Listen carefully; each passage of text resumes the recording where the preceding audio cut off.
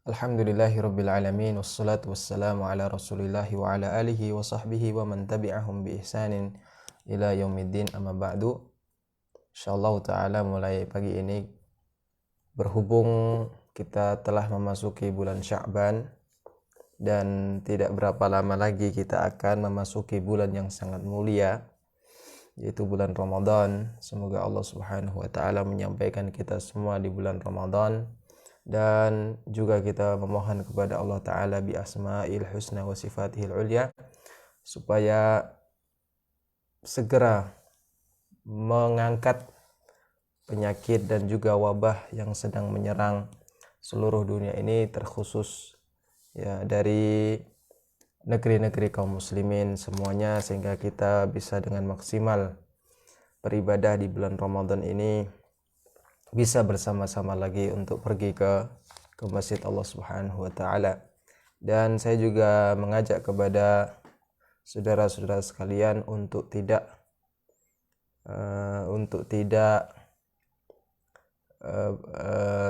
terus kemudian mengikuti berita-berita yang membuat down semangat atau yang lain sebagainya, tetapi yang harus kita lakukan adalah melakukan hal-hal positif, melakukan hal-hal yang bermanfaat. Di antaranya adalah mempelajari apa yang akan kita hadapi, yaitu bulan Ramadan itu sendiri. Karena jangan sampai kita nanti sudah disampaikan oleh Allah Ta'ala di bulan Ramadan, tetapi kita tidak punya bekal. Tentunya di sini adalah bekal ilmu, supaya apa yang kita laksanakan itu, ya, ibadah yang kita laksanakan itu benar-benar diterima oleh Allah Subhanahu wa taala karena kita melakukannya ala basiratin, berdasarkan ilmu yang kita miliki. Adapun orang-orang yang berpuasa ataupun orang-orang yang mengerjakan ibadah tanpa didasari ilmu, maka sesungguhnya apa yang ia rusak lebih banyak atau lebih besar daripada apa yang ia perbaiki. Imam Ibn Ruslan rahimahullahu ta'ala berkata dalam Suffatuz Zubad, wa kullu man bi ghairi ilmin ya'malu a'maluhu mardudatun la tuqbalu. Orang yang melakukan ibadah tanpa didasari oleh ilmu, tanpa didasari oleh pengetahuan, a'maluhu mardudatun la tuqbalu, maka semua ibadah yang ia lakukan itu yang tidak ada dasar ilmunya, la tuqbalu, tidak akan diterima, ya, mardudatun, bahkan akan ditolak oleh Allah Subhanahu wa taala. Oleh karena itu pentingnya di sini kita sebelum melakukan ibadah untuk mengetahui, ya, tata caranya berdasarkan Al-Qur'an, Sunnah, dan penjelasan para ulama rahimahumullahu taala. Dan ini juga termasuk daripada salah satu bagian terpenting dalam usaha kita untuk menyambut bulan Ramadan. Maka bulan Ramadan ini bukan disambut dengan kesedihan, bukan disambut dengan membanjiri pusat-pusat perbelanjaan atau menghadirinya dengan perkara-perkara yang tidak ada manfaatnya, tetapi hendaknya kita menyambut bulan Ramadan ini dengan ilmu, dengan persiapan yang matang, agar ibadah-ibadah yang kita lakukan di bulan Ramadan ini diterima oleh Allah Subhanahu wa taala. Diceritakan dari kalangan salaf, ya, orang-orang yang telah mendahului kita, dikatakan bahwasanya mereka itu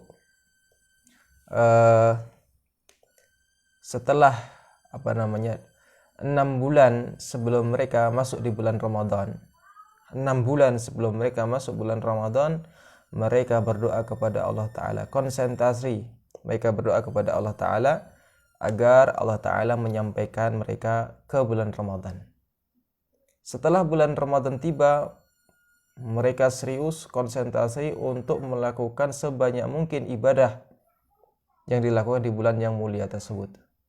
Selesai di bulan Ramadan, apa yang mereka lakukan? Mereka tidak berhenti berdoa, tetapi yang mereka lakukan adalah berdoa di 6 bulan setelahnya, yang mana isi doa mereka itu adalah supaya Allah menerima amal kebajikan mereka yang mereka lakukan selama di bulan Ramadan.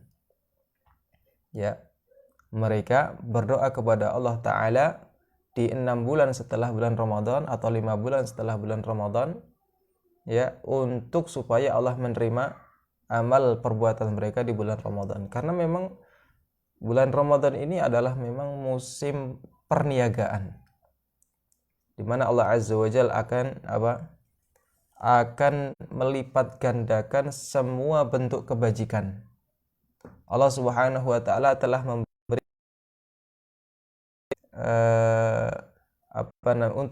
telah menyiapkan untuk kita berbagai fasilitas supaya memudahkan kita untuk beribadah. Nanti akan kita jelaskan, akan kita baca hikmah-hikmah di balik puasa itu. Tidak akan memperpanjang tentang mukadimah ini, langsung kita masuk pada tema yang akan kita arungi. As-siyam atau puasa. Siyam adalah bahasa Arab yang juga disadur dalam bahasa Jawa. Ada bahasa siyam itu Jawa yang berasal dari bahasa Arab, atau dalam bahasa Arabnya juga biasa disebut dengan as-saum. Kalau bahasa Indonesianya adalah puasa, tetapi penyebutan kata-kata puasa, kalimat puasa atau saum, siam ataupun puasa dengan bahasa Arab, orang Indonesia pun sudah mengetahui maknanya. Menunjukkan sebetulnya kita memiliki hubungan erat dengan bahasa Arab.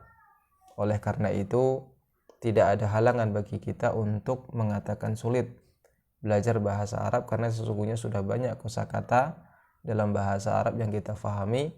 Bahkan banyak sekali kosakata bahasa Indonesia yang sesungguhnya terambil dari bahasa Arab. Puasa itu menurut etimologi yang biasa menjadi komunikasi bahasa Arab, orang-orang Arab, maksud utamanya atau maksud asalnya adalah al-imsak anis syai', ya, menahan dari sesuatu, menahan dari segala sesuatu, entah itu menahan untuk tidak berkata-kata atau berbicara, ataupun menahan dari tidak makan dan tidak minum. Ini asal makna puasa atau asal makna siam. Seperti misalnya Maryam alaihissalam pernah mengatakan, inni nadartu lirrahmani sauma. Inni nadartu lirrahmani sauma, sesungguhnya aku telah berjanji, bernazar, ya, kepada Allah yang Maha Pengasih untuk sauma. Apa maksudnya? Untuk tidak berbicara. Fala ukalliman nasa, inni nadartu lirrahmani sauman falan ukallimal yauma insiya. Maka aku tidak akan mengajak bicara, tidak akan berkomunikasi dengan seorang pun. Ini adalah kalimat puasa, saum, yang digunakan pada makna dasarnya. Adapun puasa yang menurut syariat atau menurut istilah yang biasa kita kenal dalam agama kita adalah imsakun anil mufattirat min tulu'il fajri ila ghurubis syamsi ma'an niyyah. Yang disebut dengan puasa itu adalah imsakun anil mufattirat, menahan diri dari segala bentuk yang membatalkan puasa. Apa itu yang membatalkan puasa? Nanti akan dijelaskan. Di antaranya yang paling penting adalah makan dan minum serta perhubungan badan.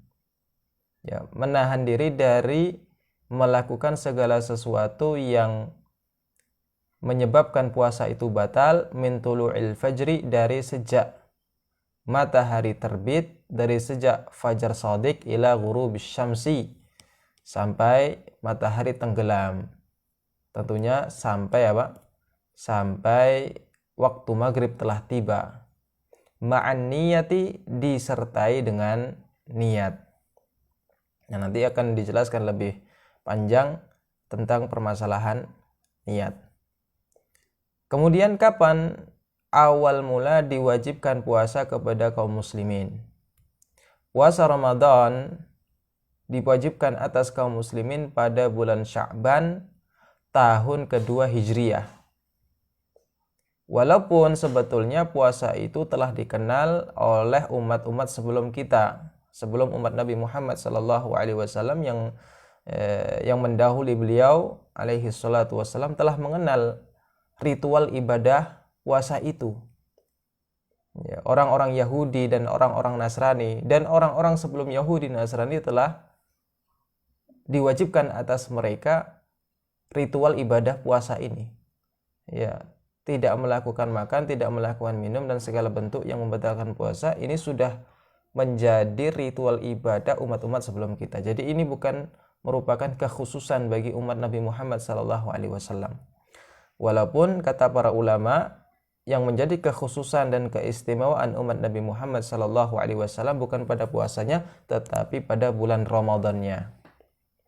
Jadi pada dasarnya puasa itu adalah syariat dan kewajiban yang sudah lama dan sudah diketahui oleh umat-umat sebelum kita. Apa dalilnya? Dalilnya adalah surat Al-Baqarah ayat 183. Allah mengatakan, ya ayyuhalladzina amanu kutiba alaikumus siyamu kama kutiba alal ladzina min qablikum la'allakum tattaqun.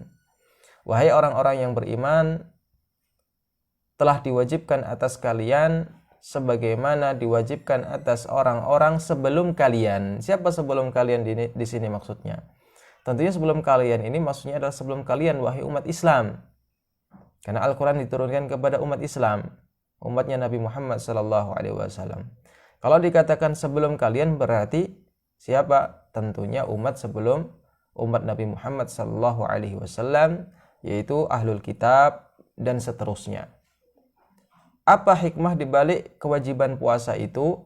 Allah mengatakan la'allakum tattaqun, agar kalian bisa merealisasikan ketakwaan.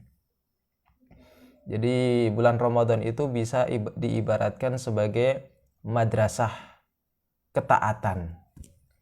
Ya, madrasah ketaatan. Di situ kita dibiasakan oleh Allah Ta'ala untuk meninggalkan larangan-larangan Allah. Dan semuanya pasti bersemangat untuk meninggalkan larangan-larangan Allah dan larangan-larangan Rasulnya. Mau bersifat haram ataupun bersifat makruh, semua umat Islam bersemangat untuk meninggalkannya. Kenapa? Karena dalam kondisi lapar, dalam kondisi perut tidak penuh dengan berbagai minuman dan makanan, atau dalam kondisi tidak berada di depan makanan dan minuman, akan membuat orang semakin semangat dalam melakukan ibadah. Tidak kepikiran makan, tidak kepikiran minum. Tapi yang menjadi pikiran mereka adalah bagaimana memaksimalkan lapar ini menjadi apa? Menjadi nilai-nilai yang lebih bermanfaat. Maka ini adalah madrasah. Ya, maka karena ini adalah tempatnya belajar, tempatnya membiasakan diri, maka ujiannya itu justru berada di luar bulan Ramadan. Itu ujiannya. Seperti kita di semester awal, di awal semester kita di awal semester sampai menjelang ujian, itu adalah tempat kita ibadah, tempat kita belajar, tempat kita murojaah, tempat kita membiasakan untuk belajar. Kemudian ujiannya itu kapan? Ujiannya ketika waktu ujian telah tiba. Maka Ramadan ini adalah tempatnya belajar kita memperbanyak ibadah, membiasakan kita beribadah. Namun demikian, meskipun demikian, kebiasaan untuk melakukan ibadah di dalam bulan Ramadan itu bukan perkara yang mudah. Bukan perkara tidak semudah orang membalikkan telapak tangan. Ya, kita tahu di bulan Ramadan dilipat gandakan kebaikan, dilipat gandakan pahala.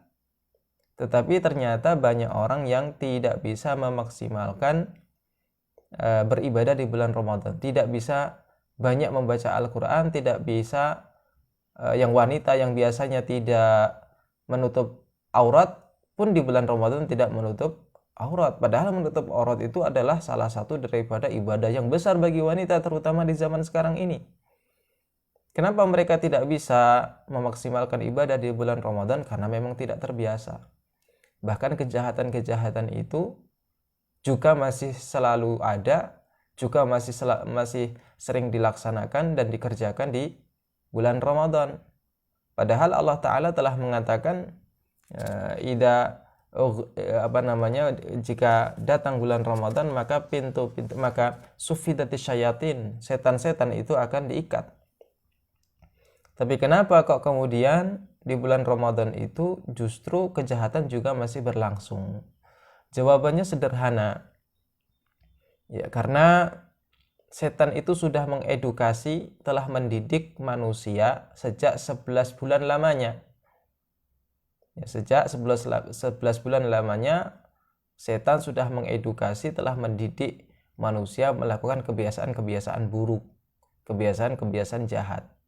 Maka ketika sang guru itu kemudian dilarang untuk mengganggu, ketika setan yang biasa mengedukasi manusia telah diikat oleh Allah Ta'ala, telah dibelenggu oleh Allah Ta'ala, ya anak didiknya pun tidak mungkin dengan mudah untuk berlepas dari didikan gurunya itu.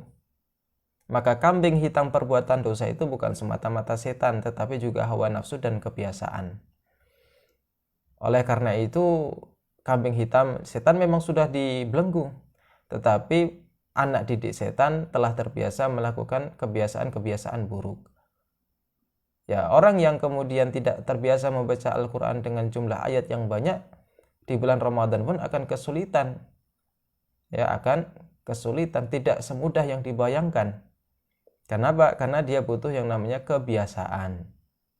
Ya, yang namanya kebiasaan itu akan membuat tabiat baru, dan itu perlu usaha dan perlu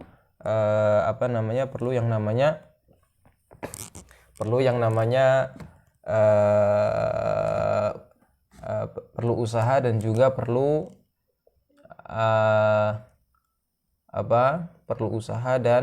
pembiasaan. Maka ketakwaan ini adalah salah satu tujuan utama diwajibkannya ibadah puasa kepada kita dan kepada umat-umat sebelum kita. Nah, kalau tadi disampaikan kalau puasa itu diwajibkan pada bulan Sya'ban di tahun kedua setelah Nabi Shallallahu Alaihi Wasallam berpindah dari Mekah ke Madinah, namun kewajiban bulan Ramadan itu ya sebagaimana tadi kita sampaikan, ya kewajiban untuk berpuasa di bulan Ramadan belum. Kalau kita sampaikan kalau puasa ini adalah syariat lama yang juga dipraktikkan oleh umat-umat sebelum kita, tetapi kewajiban berpuasa di bulan Ramadan itu baru diwajibkan kepada umat-umat ini, sebagaimana tadi telah ada isyarat. Kemudian dalil disyariatkannya kita berpuasa di bulan Ramadan. Yang pertama, tentu asal kewajiban bulan Ramadan ada di dalam Al-Quran dan As-Sunnah beserta ijma'. Ya, di antaranya adalah firman Allah Ta'ala di surat Al-Baqarah ayat 155. Kalau tadi surat Al-Baqarah ayat 183 yang bunyinya ya ayyuhalladzina amanu kutiba alaikumusiyam, ini adalah ya ayat yang menunjukkan kewajiban pada umumnya, itu kewajiban puasa. Tetapi tidak disebutkan kan kapan puasa itu dilakukan. Nah, di surat Al-Baqarah ayat 185 ini akan menunjukkan kewajiban secara detailnya. Puasa diwajibkan, kita tahu. Kapan? Penjelasannya ada di surat Al-Baqarah ayat 185. Allah mengatakan syahrul Ramadan alladzi unzila fihi al-Qur'anu hudal lin-nasi wa bayyinatin minal huda wal furqan. Faman syahida minkumus syahra falyasumhu. Bulan Ramadan yang mana Al-Quran diturunkan di dalamnya hudal linnas, sebagai petunjuk.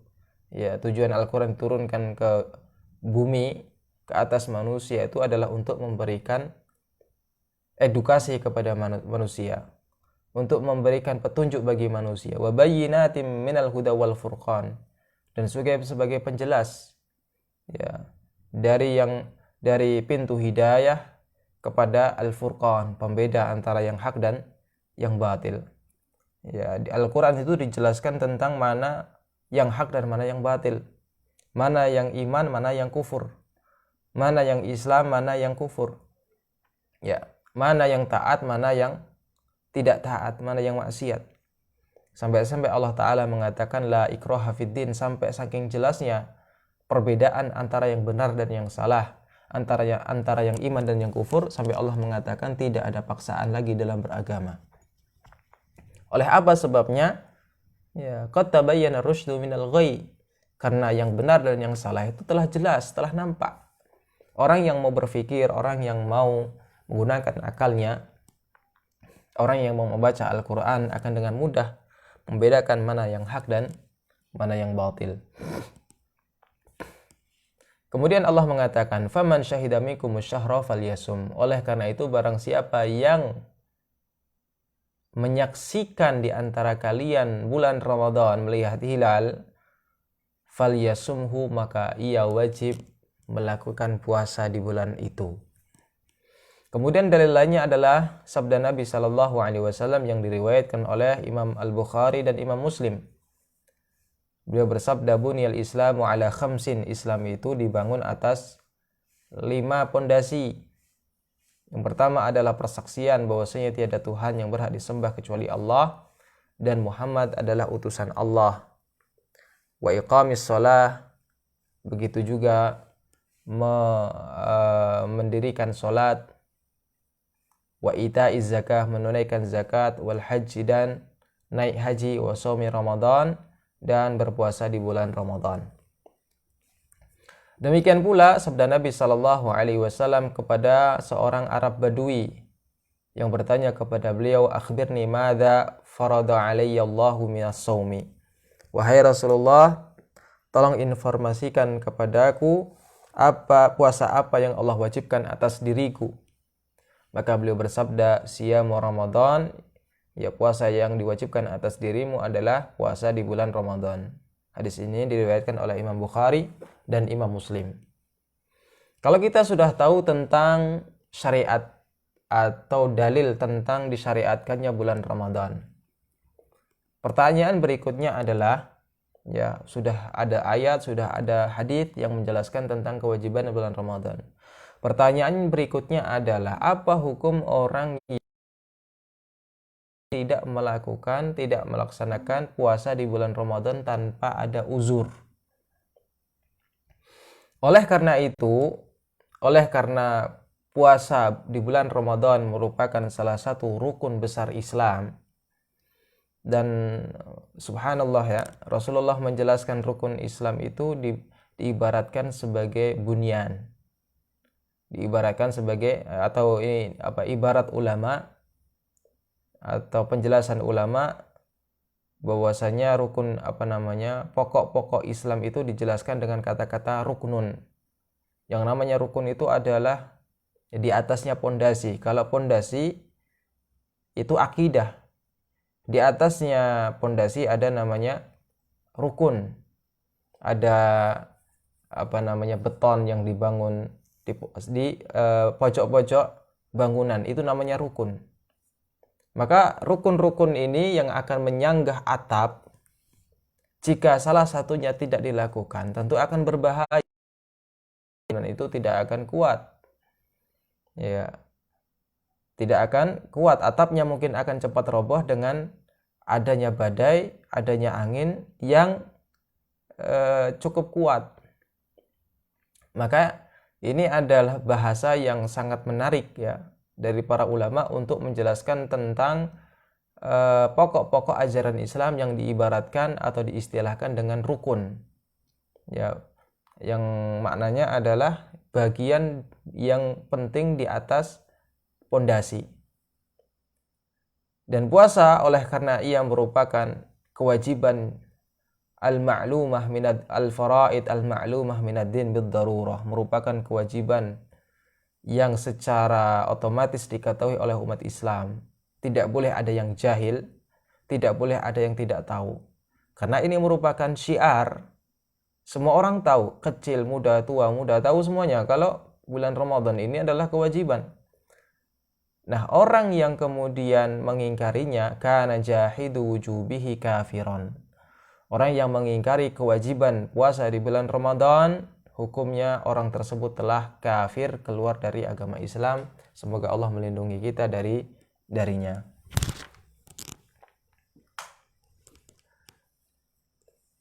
Lalu kemudian apa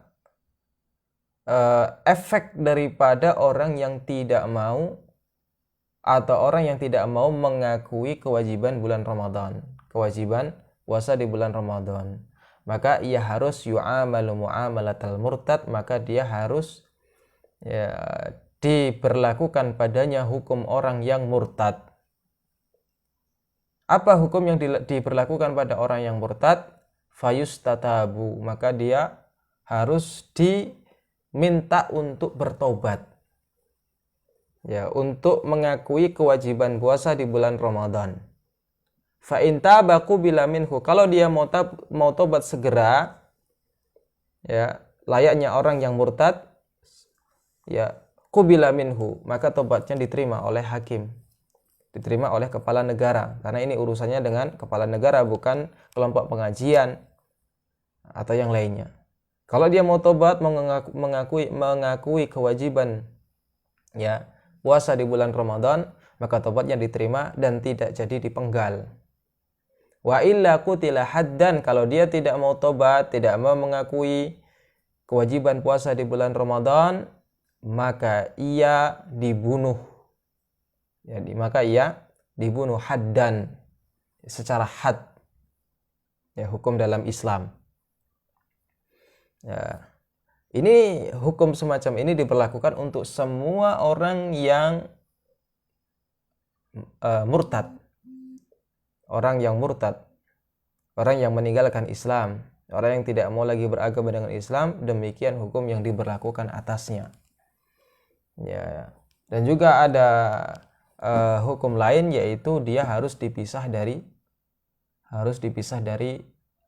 pasangannya. Harus dipisah dari pasangannya. Kalau dia laki-laki, dia harus menceraikan istrinya. Kalau dia perempuan, maka suaminya harus menceraikannya. Atau secara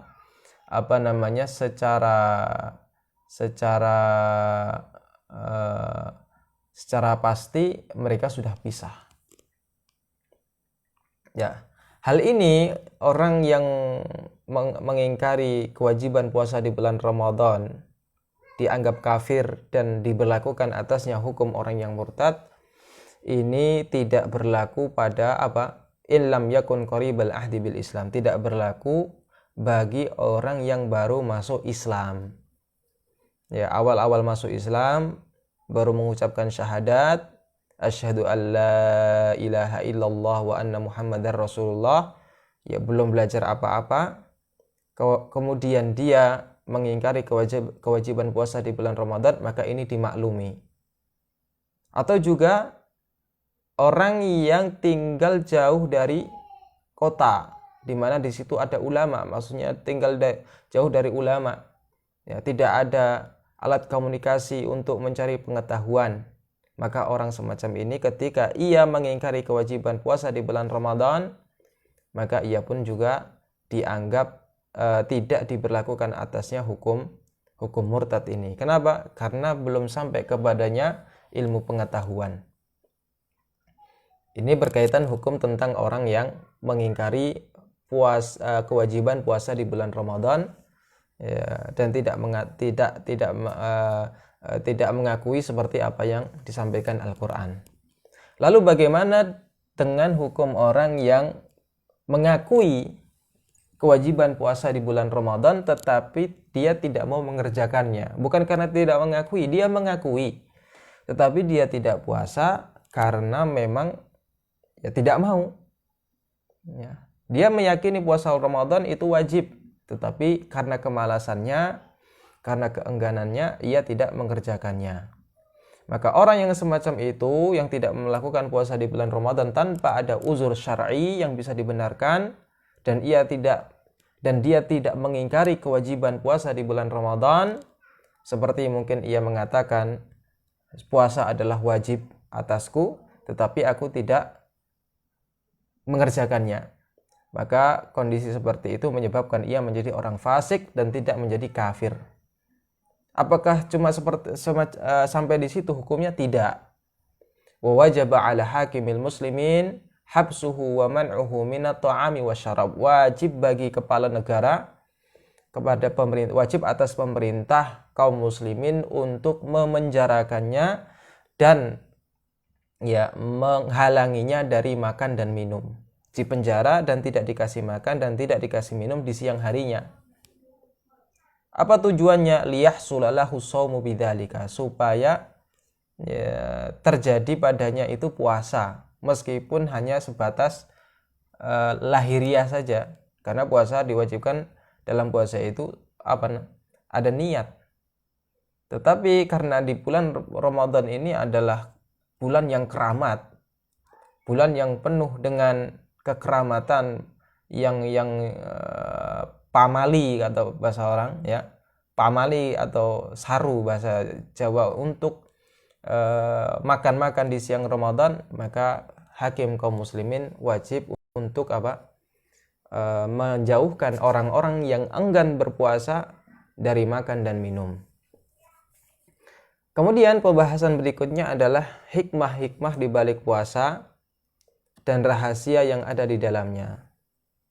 Sebelumnya kita harus tahu bahwasanya ibadah yang salah satunya adalah puasa di bulan Ramadan adalah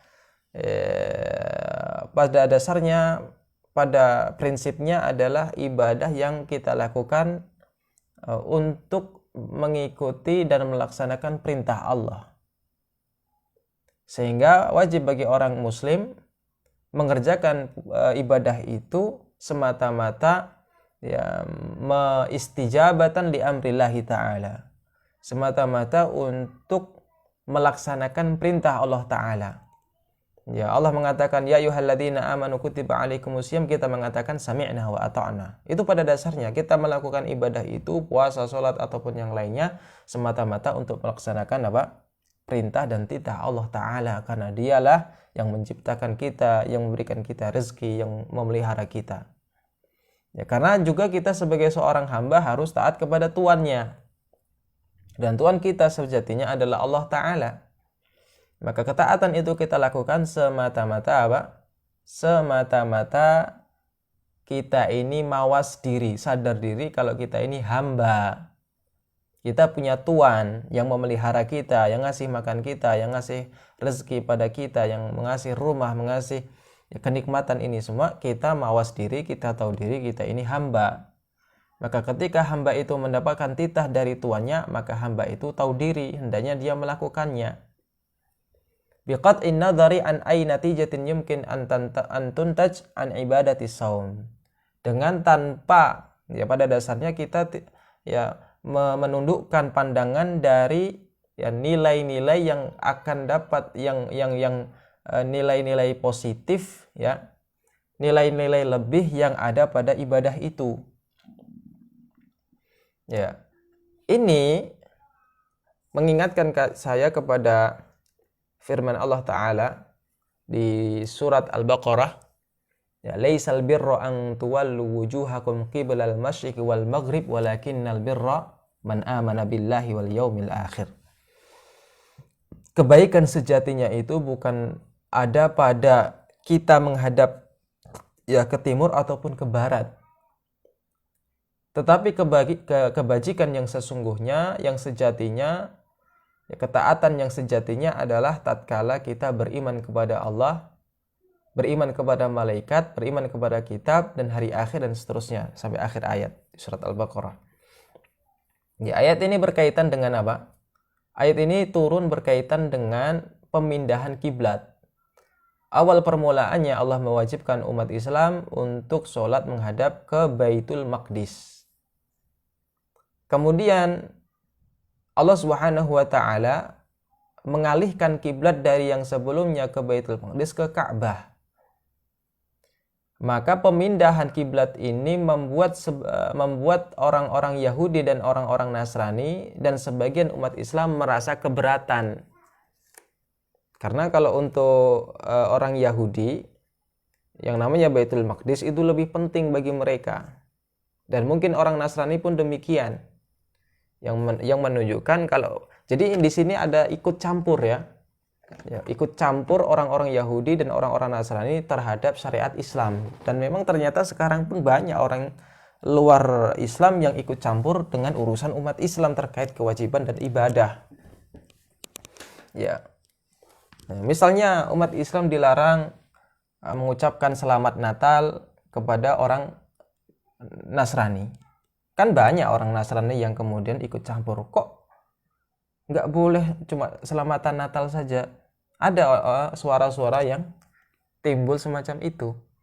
Nah, di zaman Nabi Shallallahu Alaihi Wasallam peristiwa semacam itu sudah ada. Ya, di mana mereka ketika mengetahui umat Islam tidak lagi ibadah menghadap Baitul Maqdis yang mereka agung-agungkan, merasa keberatan mereka, protes dalam hati ataupun diucapkan. Dan menurut umat Islam, sebagian umat Islam pun demikian. Ya, maka Allah menjelaskan hikmah di balik itu semua. Hikmah kenapa Allah memindahkan kiblat dari Baitul Maqdis ke Ka'bah. Allah mengatakan, walakinnal birra ya laysal birra an tuwallu wujuhakum wala an tuwallu wujuhakum walakinnal birra man amana billahi wal yaumil akhir. Kebaikan sesungguhnya adalah ada pada keimanan. Ada pada keimanan. Jadi semata-mata menghadap ke timur ataupun ke barat itu tidak dianggap ibadah, tidak dianggap ketaatan, dan tidak dianggap keistimewaan kalau tidak didasari atas apa? Kalau tidak didasari atas keimanan. Ya. Semata-mata timur, barat ataupun utara, selatan itu kan sama-sama apa? Sama-sama makhluk Allah Azza wa Jalla. Tidak ada lebih dan tidak ada istimewanya. Tetapi akan menjadi istimewa manakala kita menghadap di salah satu dari arah mata angin itu, arah arah itu ketika didasari ketaatan. Di sini Allah memerintahkan umat Islam untuk menghadap kiblat. Maka ketaatan itu pada kebaikan itu pada mengikuti perintah Allah yang pada hal ini adalah untuk menghadap kiblat ke Ka'bah. Ayat ini kata Ibnu Katsir serupa dengan di surat Al-Hajj. La yanalallaha luhumuha wala dima'uha walakin yanaluhu taqwa minkum. Ya, tidak akan mungkin sampai kepada Allah dari darah dan daging yang disembelih oleh kalian, tetapi yang akan sampai kepada Allah itu adalah takwa yang mendasari kalian menyembelih hewan sembelih. Ayat ini juga turun berkaitan dengan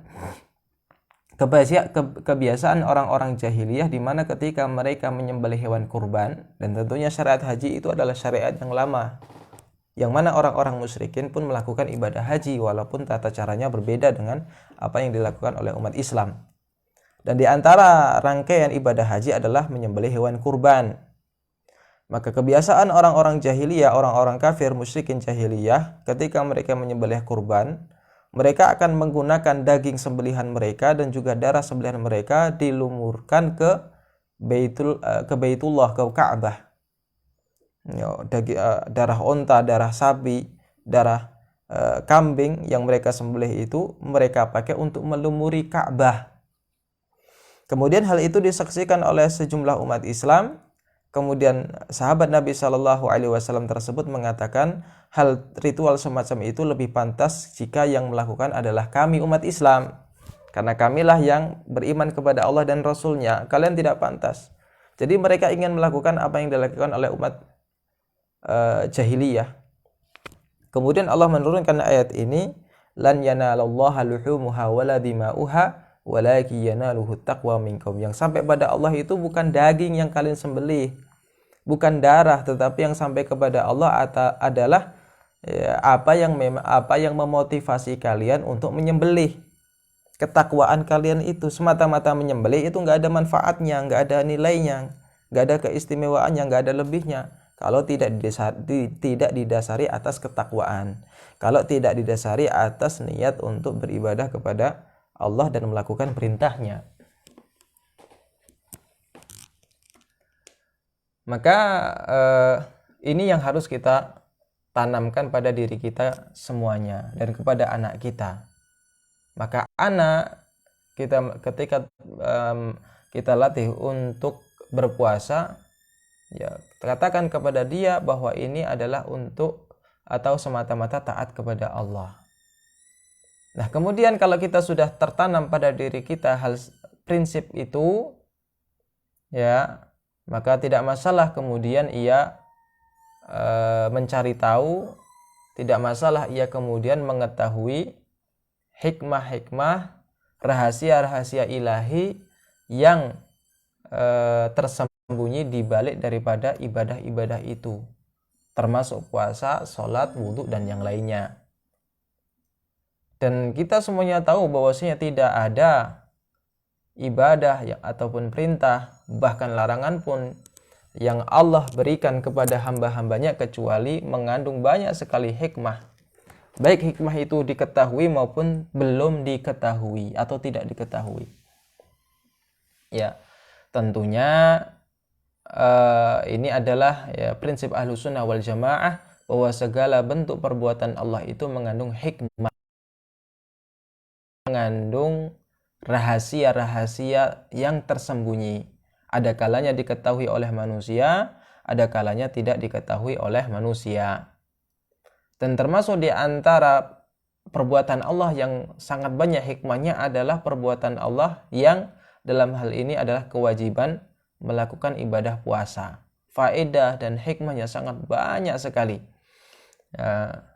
Tetapi dari sekian banyak yang diketahui oleh manusia, masih banyak di sana yang belum mereka ketahui. Apa hikmah yang sudah diketahui oleh manusia terkait puasa? Yang pertama adalah bahwa puasa yang dilakukan secara benar, ya, pada prinsipnya ia akan menggugah hati seorang mukmin. Menggugah dalam hal apa? Menggugah untuk senantiasa merasa diawasi oleh Allah Azza wa Jalla. Hal itu dapat kita pahami manakala kita tahu kalau orang berpuasa, ya, kalau orang berpuasa yang kemudian ia menyendiri, tidak ada orang lain di siang bolong, bahkan ia merasakan begitu dahsyatnya lapar, begitu beratnya haus, ya, apalagi di tengah terik matahari yang di siang bolong ini, karena Ramadan itu makna asalnya adalah membakar.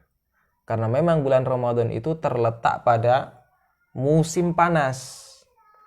Maka seringkali ya bulan Ramadan di mayoritas negeri umat Islam itu saat itu memang terjadi yang namanya terik matahari yang sangat panas menyinari dunia.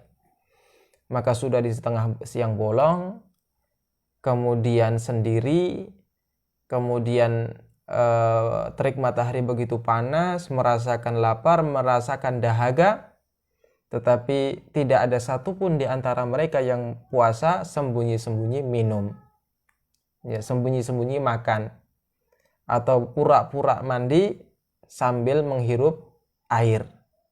Tidak ada yang semacam ini, ya. Tetapi orang yang berpuasa akan semakin bersemangat, merasa, atau meskipun ada kesempatan menyendiri, berkesempatan untuk menyelam ke dalam air, tidak ada sama sekali niatan untuk diam-diam minum, diam-diam menghirup air. Ya. Kenapa bisa demikian? Tahqiqan li amrillahi azza wajalla. Karena memang dia itu melakukan semata-mata melakukan ibadah puasa, tidak makan dan tidak minum, dan mengelahan dari segala sesuatu yang membatalkan puasa itu adalah semata-mata mengerjakan titah daripada Allah Azza wa Jalla. Maka dengan adanya kenyataan ini, hati manusia tergugah, terbangun, dan akan terbangun pada dirinya sifat atau rasa selalu diawasi oleh Allah Azza wa Jal, selalu mengingat rububiyah Allah Azza wa Jal dan keagungan kerajaan Allah Ta'ala dan kekuasaannya, dan juga tergugah padanya untuk senantiasa tunduk terhadap hukum Allah Subhanahu wa Ta'ala dan mendahulukannya atas segala sesuatu termasuk hawa nafsunya. Kemudian hikmah yang kedua adalah bahwasanya di bulan Ramadan adalah bulan yang suci dibanding bulan-bulan pada umumnya. Allah Subhanahu wa taala menginginkan dari para hambanya itu untuk mereka menggunakan dan memanfaatkan bulan yang suci ini dengan berbagai ketaatan dan segala perbuatan yang mendekatkan diri kepada Allah, agar mereka juga merealisasikan makna terpenting dalam menjadi hamba Allah, dalam berubudiyah, melakukan tugasnya sebagai seorang hamba, melakukan kewajibannya bagi seorang hamba, mawas diri, mengerti kalau dia itu hamba Allah. Dan ini, semacam ini, memperbanyak ketaatan, memperbanyak melakukan perbuatan-perbuatan yang mendekatkan diri kepada Allah itu jauh sekali terwujud manakala kita berada di depan meja makan. Dan juga jauh sekali kalau ini dikerjakan pada saat kita berada di depan berbagai macam minuman. Tetapi setelah lambung kita ini bersih dari berbagai makanan, atau lambung yang kosong atau kosong dari makanan walaupun tidak sepenuhnya, membuat orang itu lebih fokus untuk melakukan hal-hal positif. Akan lebih mudah untuk melakukan kewajiban-kewajibannya bagi seorang hamba, baik itu yang wajib maupun yang sunnah. Untuk mawas diri, sekali lagi, kita sebagai hamba Allah Azza wa Jalla.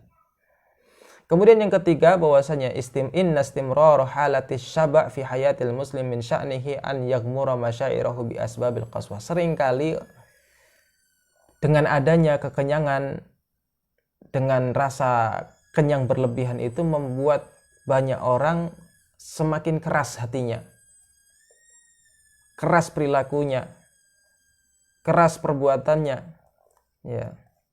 Wa yunami fi nafsihi awamilut tughyan. Seringkali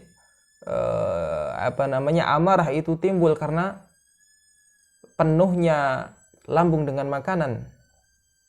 Dan hal semacam itu membuat sifat seorang mukmin itu kadang-kadang tidak terlihat pada gerak-geriknya. Maka dengan adanya puasa ini, kegiatan puasa ini, ritual puasa ini akan menata seorang mukmin, menata hidupnya, menata waktunya, menata perbuatannya, dan menata ucapannya. Yang keempat adalah inna min ahamil mabadi allati yanhad 'alaiha al-mujtama' al-islami tarahum al-muslimin wa ta'atufuhum. Kalau kita menginginkan bangsa ini menjadi bangsa yang saling peduli, bangsa yang saling mencintai, bangsa yang saling mengasihi antara satu dengan yang lain, maka hendaknya kita harus mengerti betapa tidak enaknya menjadi bangsa yang menjadi orang yang berada di bawahan. Orang kaya tidak mungkin bisa mengasihi orang fakir manakala tidak merasakan kefakiran. Orang fakir seringkali merasakan kelaparan, seringkali merasakan dahaga dan haus. Sementara orang kaya tidak pernah merasakannya. Tidak pernah merasakan lapar. Maka ketika dia melihat orang lapar, biasa-biasa saja karena dia tidak bisa mengerti bagaimana sulitnya, bagaimana tersiksanya orang yang lapar. Contoh mudah adalah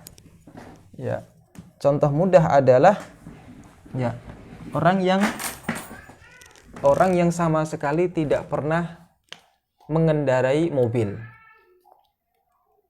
Orang yang tidak pernah mengendarai mobil. Ketika di jalan, kita misalnya mengendarai motor. Dan kita tidak pernah mengendarai mobil sendiri, nyopir. Orang pengguna motor akan seenaknya sendiri nyalip mobil, seenaknya sendiri ngerem mendadak, seenaknya sendiri menggunakan jalan, karena dia menggunakan motor. Karena motor itu prinsipnya lebih gampang daripada mobil. mau ngerem mendadak, mau ini apa itu, gampang. Ya. Tetapi orang itu akan beda sikapnya dalam mengendarai motor manakala dia pernah mengendarai mobil. Yang namanya mengendarai mobil itu tidak sembarang belok kanan, belok kiri, tidak sembarang. Orang mengendarai mobil mau belok kanan, belok kiri harus mempertimbangkan pengendara-pengendara lainnya. Ya, tidak bisa tiba-tiba ngerem.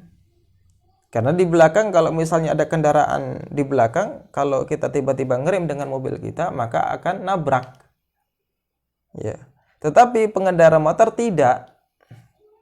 Pengendara motor itu seringkali ceroboh manakala apa? Ya karena motor lebih gampang untuk dikendarai. Nah, dia akan ngerti, akan gampang menghormati orang yang mengendarai mobil, akan lebih banyak berpikir, akan lebih banyak mempertimbangkan gerak-gerik motornya, ya manakala dia pernah mengendarai mobil. Demikian juga dengan orang kaya. Orang kaya itu akan semakin mengerti, mengasihani orang fakir manakala pernah merasakan apa yang dirasakan oleh orang fakir. Orang fakir sering merasakan lapar, maka orang kaya juga harus merasakan lapar. Dengan adanya puasa ini, mau kaya mau fakir sama-sama merasakan lapar, sehingga orang kaya akan merasakan pedihnya orang yang lapar.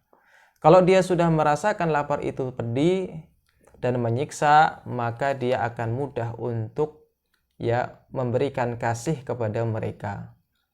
Lebih mudah untuk menyantuni orang-orang yang fakir, baik di dalam maupun di luar bulan Ramadan. Ya, demikian apa yang bisa kita baca. Wallahu taala a'lam. Wassallallahu wasallam ala sayyidina Muhammad wa ala alihi washabihi wasallam. Wa akhiru da'wana alhamdulillahi rabbil alamin.